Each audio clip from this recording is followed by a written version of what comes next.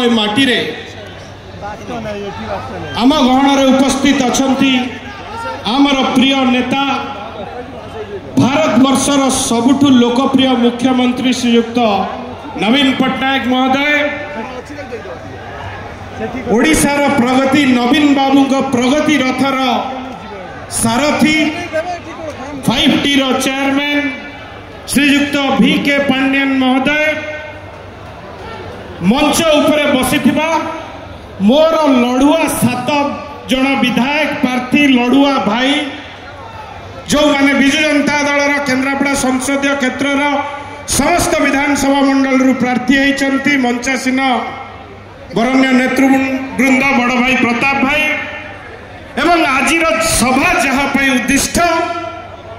केन्द्रापड़ा संसदीय क्षेत्र कोण अनुकोण आसीथिबा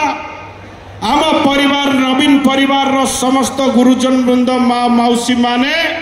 युवक भाई मानू समस्त को मु भूमिष्ठ प्रणाम जनाऊँ।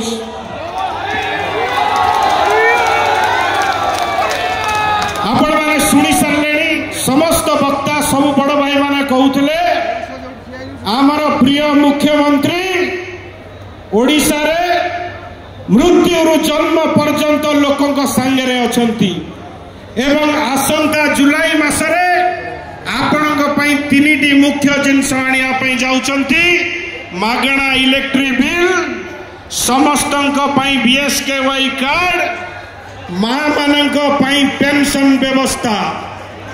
मु आपण को निवेदन रखा चाहे केन्द्रापड़ार सम्मान रखिबा ना नहीं जदि रखा चाहूँगी